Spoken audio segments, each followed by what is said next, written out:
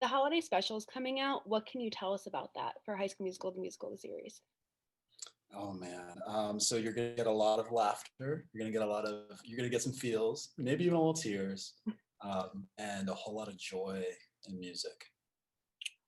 What has it been like filming during a pandemic?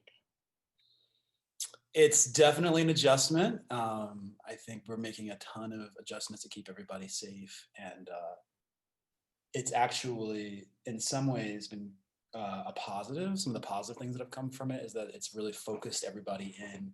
Everybody's extra on top of everything. We get less takes, which makes all your takes count a lot more. Hmm. But overall, it's the show. When you get to see the show, it's gonna look and feel like the show you already know, and the process. I don't think anybody will be aware that there's all these new layers to shooting it when they see it. What is like a behind the scenes secret you could tell us about filming, I guess, under like in a pandemic? Is there something like fans wouldn't know that is taking up a lot of time or anything that on the set? Things that take a lot of time on the set because Or of the pandemic. yeah, any like, I don't know, regulations or anything you guys have to be super stringent about? I mean, we're stringent about a lot of things. We get tested all the time on a regular basis, like several times a week. Everybody's getting tested all the time. I think in some ways it has been more challenging because we're used to being able to come and go wherever we want on the set and say hi to people and greet people and see how people are doing. And it has been a bit more challenging because we have a we have to keep our distance, and there's a zone system where we're only allowed certain areas and other people Mhm. aren't allowed certain areas. So there's been challenges there. I mean, it's what you would expect: a lot of masks, a lot of Yeah, distance, a lot of hand washing. There's nothing I can really say that would be like it's the most fun you've ever had, but it is the most fun you've ever had during a pandemic. That's probably I still true. believe you. And what can fans expect from your character in this holiday special? In the holiday special, Yes. okay, so for the holiday special, we're all being ourselves. So you'll get to see a little bit more of me, Mark St. Cyr. You're not going to see too much Mazzara. You might see like a joke about Mr. Mazzara or like a call out to Mr. Mazzara. Hmm. But really, it's an opportunity to get to know all the great cast members, where they came from, what their holiday experience was like, what the holidays meant to them growing up. It's really a chance to connect with the cast and like get to know them as people. Mhm. And it's a little bit less about the characters on the show. That's cool. Have you like learned anything about any of your other castmates that you didn't know that surprised you?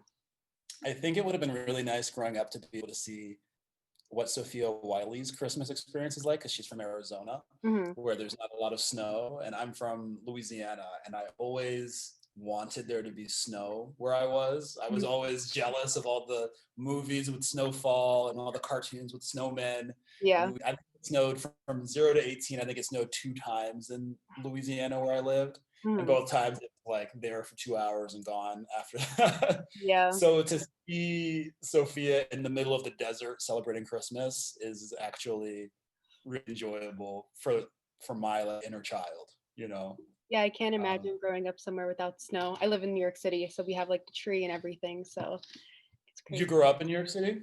I still live here now, but yeah. Oh, good. Yeah.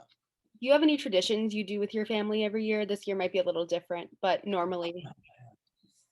I mean, normally we do what you would expect with the gift giving. Mhm.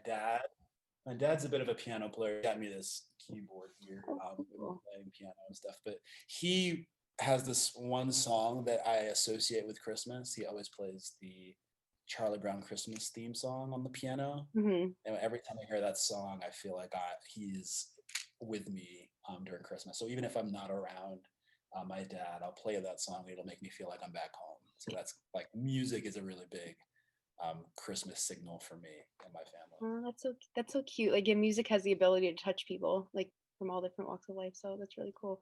And have you ever gotten a present you really liked or really didn't like? And like, do you remember what it was? And maybe your response to that?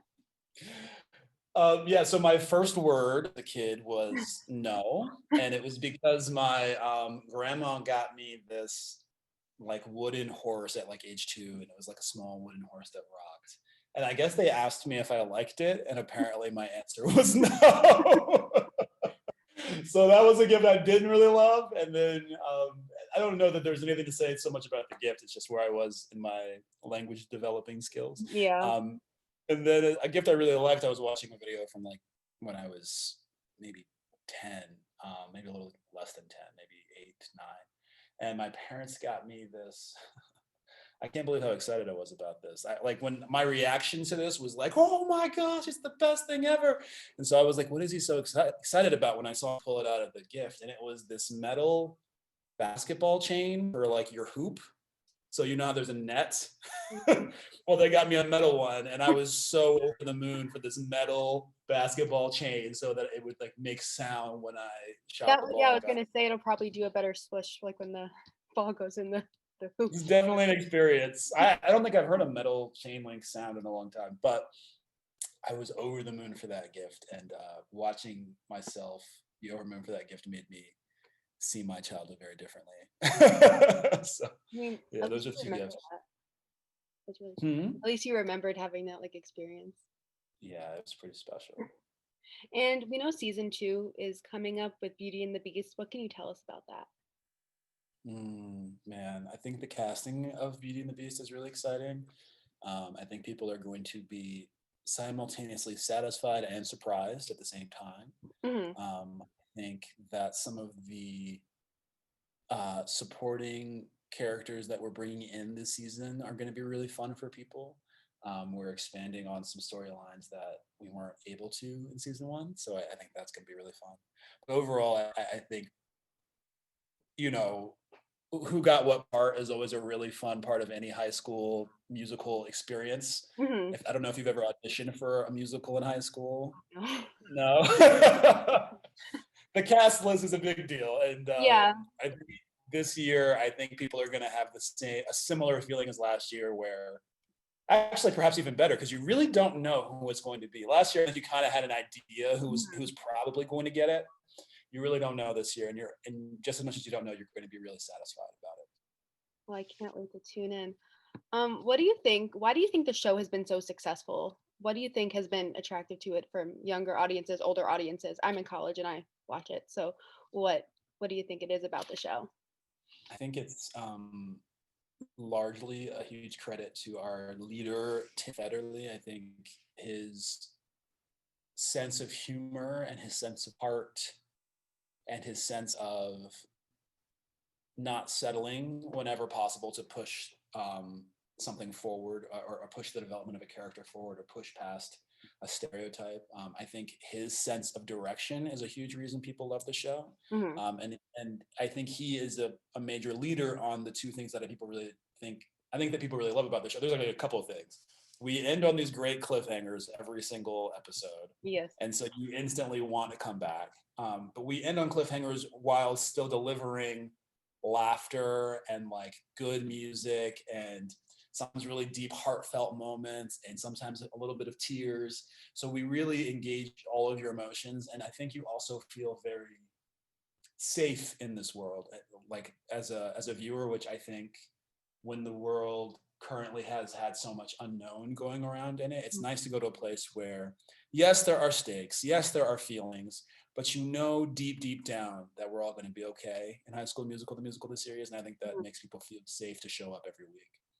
Oh, that's so nice. Yeah, I think that is true. That's the reason why a lot of people like it because it's kind of like an escape from what's going on right now in the world. So, and what have you been doing in quarantine, social distancing to stay busy besides working?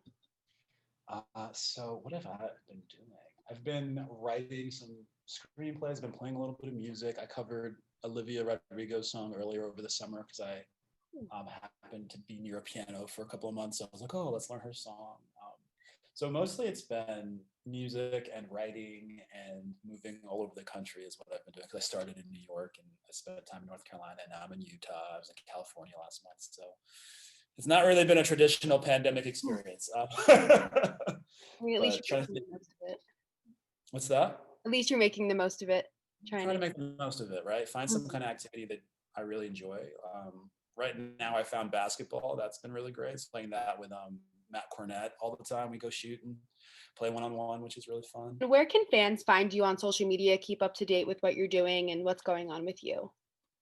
You can find me at Mark St. Cyr, MarkStCyr. I'm on Instagram and Twitter mostly. And I also have a YouTube channel for kind of up and coming actors where I give acting advice or insights into what it's like to be an actor at this level and what it takes to get here. So those are the three places you can find me.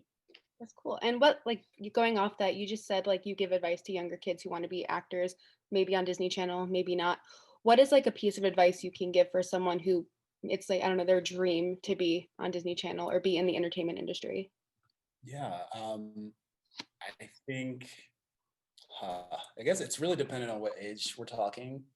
But I guess if I had to give some advice that was applicable to all ages, once you decide that it's what you're going to do, you want to put yourself in a position where the opportunities can present themselves. So if you want to be on a Disney TV show, most of our cast came from Los Angeles, unless they were already on a TV show from Disney. Like Sophia was already on a TV show, but she was in Utah for that show, so she got found there. But she was driving to Los Angeles for all the auditions. Mhm. Josh was LA, Matt was LA, Julia was LA. So you want to be in a position where you can get on a Disney TV show, and that usually means Los Angeles or New York City. I was New York City, Larry was New York City, Kate was New York City. Mhm. So that's one. And then two, find a mentor who can teach you things that you don't already know. Somebody who's doing what you'd like to be doing and has the time, space, and energy to mentor you. It's probably not the kids on the show like Sophia through, but it might be somebody who's on the other side of that, who's left it and is ready to give back and ready to teach what they know. So Mhm. that would be my two things: put yourself in the position to receive opportunities by being in the right location, and if you can't do that, find a mentor where you can start learning from them. Well, thank you so much for talking to me. That was great advice, and it was great to hear about the holiday special. Thank you for having me.